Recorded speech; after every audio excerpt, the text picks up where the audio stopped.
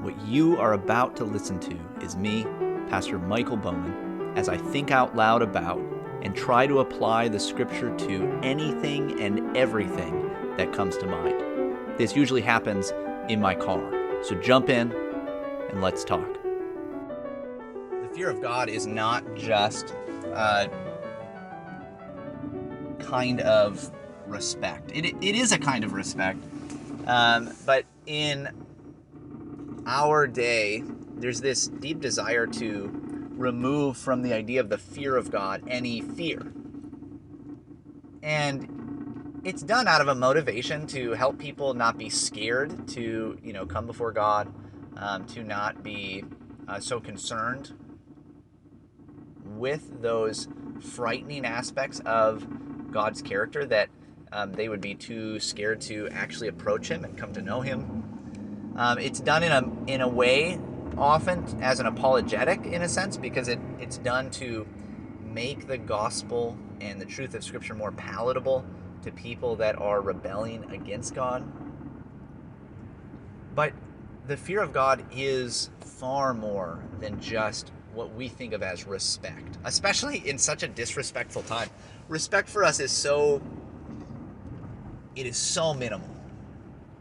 It is, it's barely a little head nod. It's not a, full-throated allegiance or something like that maybe respect would have inferred in previous eras. But the fear of God is much more than that. The fear of God actually does include significant fear, right? Fear because God is a consuming fire. And I was thinking about fear recently and the fear of God, and I think part of what it boils down to is the reason that you fear God and should fear God is because he is completely outside of your control. You have no control over him. You are in his hands, not in your own. And this is how fear really works out a lot of times, isn't it? We fear those things that we can't control. If we can control something completely, we don't usually fear it. But when we're confronted with, a wild animal, when we're confronted with, a whirlwind, a tornado, say, this, you think of how in the book of Job, it says that the Lord spoke to Job out of the whirlwind. Again, this picture, God is a consuming fire. He's like a whirlwind. Imagine that, though. A whirlwind, why is that frightening? Why is extremely dangerous weather frightening? Because there is nothing that you can do. You are completely in its control. You are at its mercy.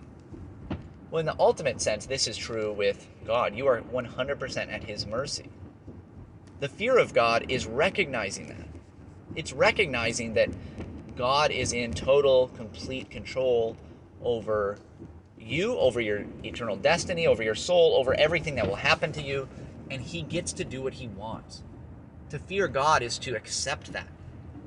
To fear God is to submit to that, to submit to God and give yourself over to him and say, you do get to do what you want, whatever that may be, right? Not you get to do what you want as long as it fits my desired outcomes. But God, you get to do whatever you want if it means causing me the most pain that I could ever experience.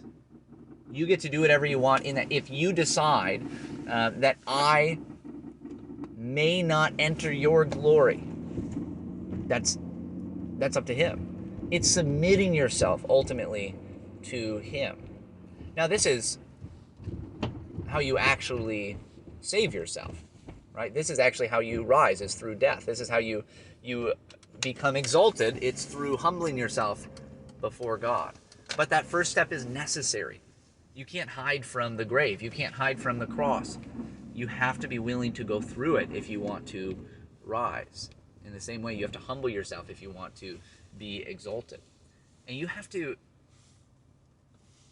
fear God if you actually want to experience his complete and total love and forgiveness. It's necessary. God is a consuming fire. He should be feared. He is outside of you, outside of your control. And what that means is that the fear of God is ultimately conforming to him. conforming to the way things are outside of you, rather than thinking that you have to change everything outside of you to fit you. See, what we want is not that we're against fear, but we want God to fear us. We want God to fear that, if he doesn't do as we want, we'll blame him, we'll hate him, we'll be angry with him, we won't follow him. But this is the tantrums of a child, right? Not recognizing that their parents have complete control over them, that there's nothing that they can do to change their parents if their parents have decided to do something. They have no power in the situation. So we humble ourselves. We recognize that God is to be feared above all gods. He is to be feared above all others, because he is that which is completely outside of us, that we are completely in the hands of. The fear of God is humbling ourselves in recognition of that fact and trusting him, knowing that he will do ultimately what is right, even if it's not what we want. Hey guys, I hope this has been helpful for you. If it has been, go ahead and rate it, review it, or share it with a friend, especially if you're in La Crosse, Wisconsin, or the surrounding areas. That helps me expand the audience and hopefully increase the impact of these ideas. If you have any questions, thoughts, or concerns on anything that I just talked about, you can reach me at pastormichaeljbowman@gmail.com. You can find more content from me, as well as information about the church that I pastor at ccc-pca.org. With that, I hope you can enjoy the many blessings of God today. Until next time.